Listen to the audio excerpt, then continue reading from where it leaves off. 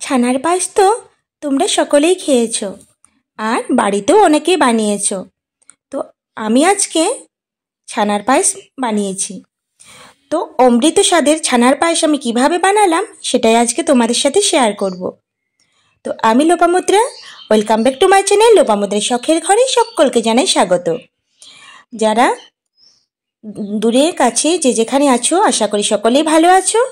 কাছের বন্ধুদের আর দূরের বন্ধুদের জানাই অনেক অনেক স্বাগত, অনেক অনেক ভালোবাসা। আর যারা আমার চ্যানেলে নতুন বন্ধু হয়ে আসছো, যদি আমার চ্যানেলটি দেখে ভালো লেগে থাকে তো আমার পাশে থেকে চ্যানেলটি সাবস্ক্রাইব করার অনুরোধ রইল। আর পাশে থাকা বেল আইকনটি অবশ্যই প্রেস করো, না হলে নিত্য নতুন ভিডিও কিন্তু তোমাদের কাছে পৌঁছবে না।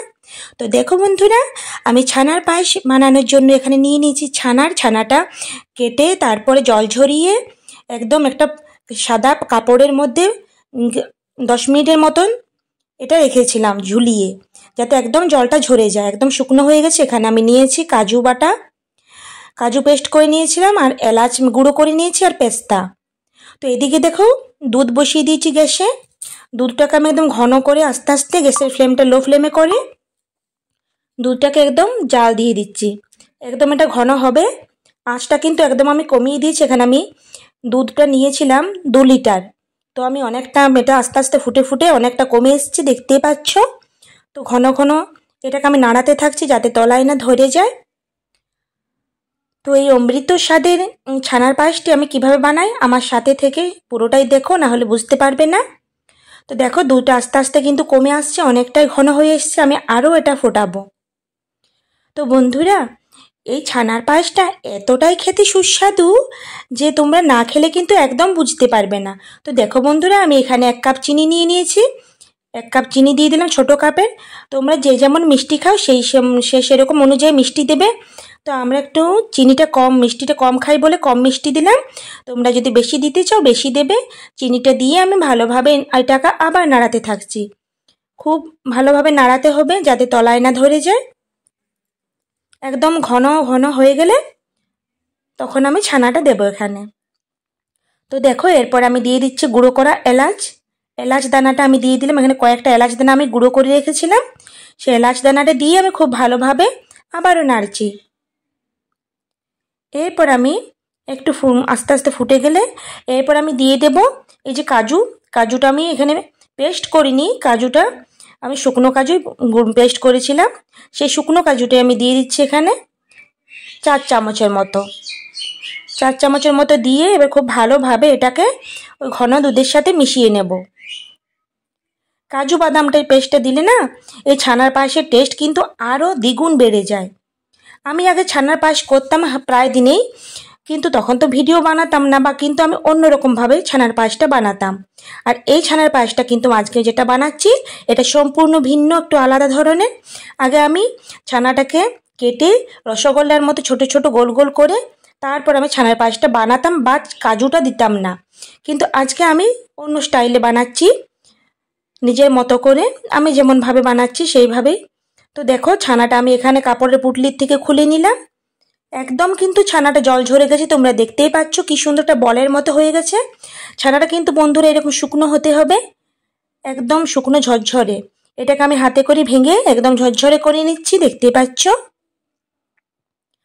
তো অমৃত স্বাদের ছানার পায়েস খেতে কিন্তু দুর্দান্ত স্বাদ বন্ধুরা, মুখে লেগেই থাকবে একবার খেলে, বা যাকে তোমরা খাওয়া এরকমভাবে ছানার পায়েস সে কখনো স্বাদ কিন্তু ভুলতে পারবে না। সত্যি দুর্দান্ত অসাধারণ স্বাদ হয়েছিল। আমি যেভাবে আগে বানাতাম সেটার থেকেও কিন্তু এইভাবে বানালে আরও দ্বিগুণ স্বাদ হয়। তো চলো, ছানাটা কিন্তু আমি গুঁড়ো করে নিয়েছি। এরপর ওই ঘন দুধের সাথে আমি ছানাটা কিন্তু দিয়ে দিচ্ছি, অল্প অল্প করে আমি ছড়িয়ে ছড়িয়ে দিয়ে দিচ্ছি, তোমরা দেখতেই পাচ্ছ। একদম রাজকীয় স্বাদে, এই জন্য অমৃত, সত্যি বলছি এটা খেতে না অমৃতের মতো হয়েছিল।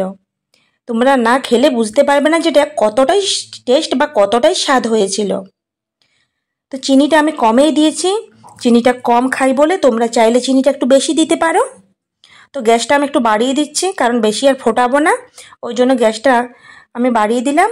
এরপর একটু ভালোভাবে এটাকে ফুটিয়ে নেব। তো কাজুর দানাটা যেখানে একটু ডেলা ডেলা হয়ে গেছে আমি একটু ভেঙে দিচ্ছি। তো দেখো অনেকটা ঘন হয়ে এসছে ছানার পায়েসটা আমার।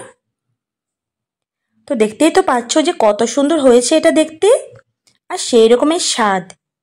অবশ্যই তোমরা কিন্তু বাড়িতে এটা বানাবে। আর আমাদের তো জানোই তোমরা, একদম খাঁটি গরুর দুধ না, ওই জন্য এটা আরও বেশি টেস্ট বা বেশি ভালো লাগে। কেনা দুধে হয় কিন্তু এতটা স্বাদ পাবে না। তো দেখো বন্ধুরা, একদম হয়ে গেছে ছানার পায়েসটা, একদম ঘন করে নিয়েছি আমি। আর দেখতে দেখো বন্ধুরা, অপূর্ব সুন্দর হয়েছে। যেমন দেখতে তেমনই স্বাদ। একবার খেলে না মুখে লেগে থাকবে। কোনোদিনই তোমরা এই ছানার পায়েসটা ভুলতে পারবে না, যেটা কতটা স্বাদ হয়েছিল। তো চলো বন্ধুরা, এটা আমি একটা পাত্রের মধ্যে এবার তুলে নেব। একদম ঘন করে নিয়েছি আমি। যতই তোমরা দোকানে ছানার পায়েস খাও, কিন্তু এই ছানার পায়েসের কিন্তু স্বাদটা কিন্তু অসাধারণ। অসাধারণ হয়েছিল বন্ধুরা। দেখেই বুঝতে পারছো যে এটা কতটা স্বাদ হতে পারে। দোকানের থেকে অনেক অনেক অংশে ভালো। তো তোমরা কিন্তু অবশ্যই এইভাবে একবার বাড়িতে বানিও। আর আমাদের একদম খাঁটি দুধটা না, ওই জন্য এটা টেস্টটা মনে হয় আরও বেশি বেড়ে গিয়েছিল। তো চলো, আমি একটু পেস্তা ওপর থেকে পেস্তা গুঁড়ো করে রেখেছি, একটু ছড়িয়ে দিই ওপর থেকে, তাহলে এর স্বাদটা আর একটু বেড়ে যাবে। তো একটু পেস্তা গুঁড়ো আমি ছড়িয়ে দিচ্ছি, দেখতেই পাচ্ছ। তো বন্ধুরা, আমার এই আজকে ছানার পায়েস রেসিপিটি তোমাদের কীরকম লাগলো অবশ্যই আমাকে কমেন্ট করে জানাবে। আর যদি ভালো লেগে থাকে, যদি বেশি ভালো লেগে থাকে, তাহলে একটু শেয়ার করে দিও। লাইক শেয়ার কমেন্ট করতে ভুলো না। আর অবশ্যই অবশ্যই এইভাবে একবার বাড়িতে বানিও। ছোট থেকে বড় সবারই কিন্তু খেতে অসাধারণ লাগবে, একদম অসাধারণ। তো আমি একটু পেস্তা কুচি ছড়িয়ে দিলাম। দেখতেও ভালো লাগছে, খেতেও ভালো লাগবে। তো এটা না আমি একটু ফ্রিজে রেখে দেবো 2 ঘন্টার মতন, কারণ ছানার পায়েস একটু ফ্রিজে ঠান্ডা ঠান্ডা করে রাখলে খেতে না আরও বেশি স্বাদ হয়ে যায় আমার মনে হয়। তোমরা যদি চাও তো এটা ফ্রিজে রেখে দিও 2 ঘন্টার মতো, একটু বসেও যাবে আর আরও ঠান্ডা হয়ে যাবে, খেতেও দুর্দান্ত লাগবে। তো বন্ধুরা, আমি আজকের মতন ভিডিওটি এখানেই শেষ করব। আবার কোনো নতুন ভিডিও নিয়ে চলে আসবো তোমাদের কাছে। তো সবাই ভালো থেকো, গরমে সুস্থ থেকো, পরিবার খেয়াল রেখো। টাটা বন্ধু।